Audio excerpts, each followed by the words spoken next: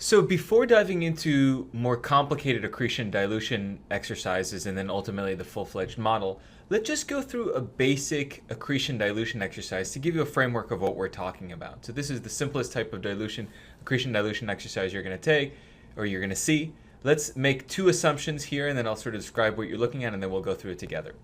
First, we're looking at a 100% stock deal. So assume that the acquirer purchases 100% of the target stock by issuing additional acquire stock to purchase those target shares.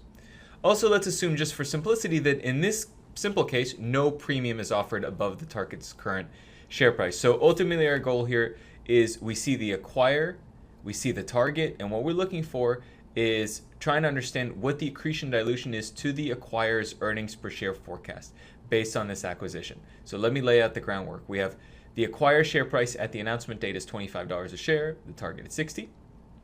The P/E ratio for the acquirer is 10 times, for the target it's 12 times.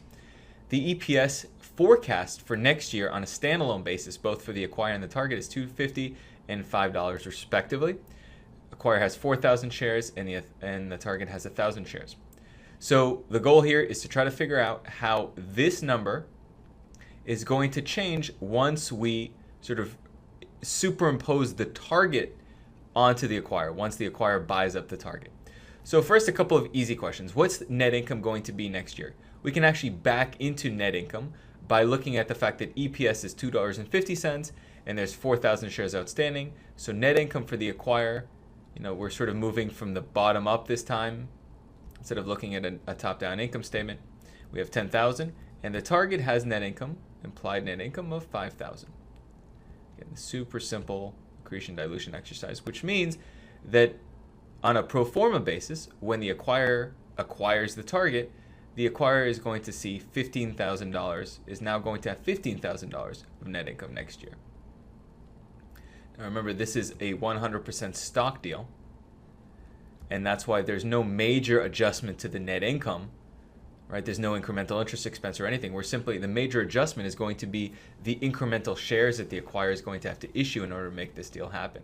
Now, going forward, as we go through some of the more complicated exercises in the full-fledged model, you see that there are going to be some adjustments when you combine a company, even in a 100% stock deal, like incremental depreciation and amortization, the kinds of things we're going to get into, but they're not the major adjustment. In a 100% stock deal, there really is no massive adjustment to real net income. So we can just combine the two. Now, on the share side, it's a different story. On the share side, the question becomes what is the new denominator for the acquirer's pro forma EPS? So the way to think about this, the easiest way that I like to think about it is, okay, we start with 4,000 shares. That's how much the acquirer has on a standalone basis. Well, how many shares will the acquirer have to issue in order to buy up all 1,000 target shares?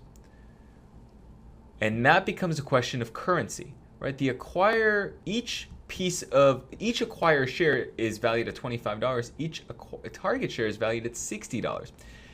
The way to think about this is, you're comparing two bits of currency. This is one acquirer share is very different from one target share in terms of its value. So you can't just lump these two together as some analysts have, might sort of be inclined to think.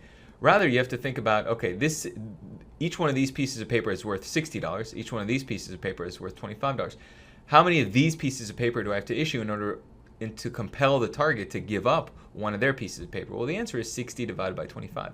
I'm going to have to issue 2.4 pieces of acquire stock to buy one piece of target stock, and that's actually called the exchange ratio.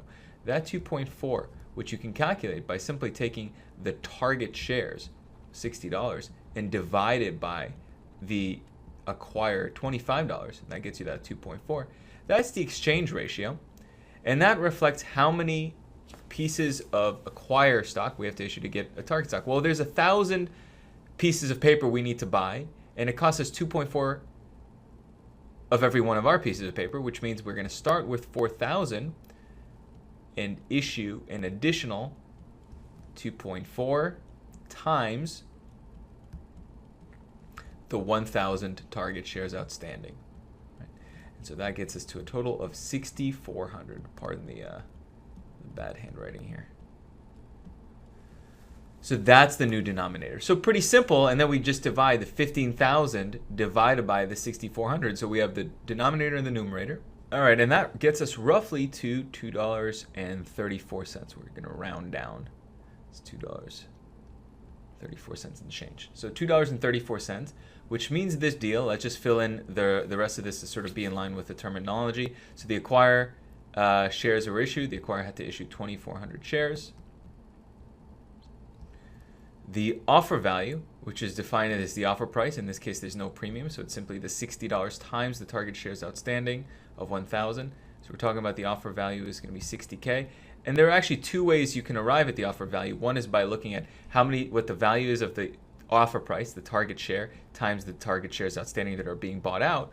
Or you can look at it the other way by looking at how many shares have to be issued, 2,400, and what the value of that is. 25 times 2,400 will get you the same 60K. So there's two ways of getting to this offer value. The exchange ratio is just the number of acquire shares that have to be issued to buy out one target share, which we already talked about is that 2.4 times. And the accretion dilution on a per share basis is 16 cents dilutive. See, we're starting with a $2.50 expectation.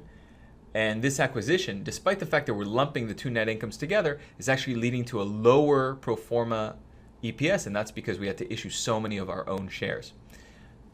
Now, on a percentage basis, we can calculate that by simply taking the $2.34, divide by the original standalone value of $2.50, subtract 1, and we should get to something like negative 6.4%. So that's dilution. Dilution is often expressed both on a percentage basis as well as on a per share basis, probably more frequently on a per share basis. So let's sort of flesh this out a little bit further and walk through. There's sort of an interesting thing here that some of you may have already noticed. It's also the subject of many investment banking interview questions, which is, can you tell just by looking at these two companies whether the deal is accretive or dilutive without even running through the numbers? And the answer is you can, and it has to do with these relative PE ratios. The fact that the target PE ratio is greater than the acquire PE ratio suggests that in a 100% stock deal, and the key thing is you can only really sort of do this back of the envelope sort of conclusion in 100% stock deals. But in a 100% stock deal, this deal, you can already tell without running the numbers, the deal is going to be dilutive, and that's because the target PE ratio is greater than the acquire. In fact, a deal is accretive when a high PE ratio company acquires a low PE ratio company, and vice versa, just like we saw here. And let's just walk through the intuition if it isn't clear yet. So imagine an acquire expects EPS of $1 next year with share price of $5, so they have a P ratio of 5 times. So that's the acquire. Then the target also expects the same EPS of $1 next year, but their share price is $10 a share, which means they have a higher PE ratio. So we know from what we just talked about, the rules says that this should be a dilutive deal in a 100% stock deal. Well, let's just think about the logic.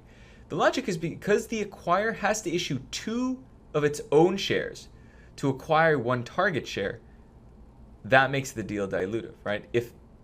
Because the acquired shares are valued less for each dollar of future earnings, it's going to take more of their shares in order to buy out 1 share of the target. And that's the basic intuition here. The deal will be dilutive because 1 acquired share equates to owning $1 of acquired net income, but the acquirer must issue 2 shares in order to acquire $1 of target's net income. Presumably that's because the target's future earnings are expected to be higher. And so that's an easy way to sort of compare or to determine accretion dilution on a back of the envelope approach when you're looking at a 100% stock deal.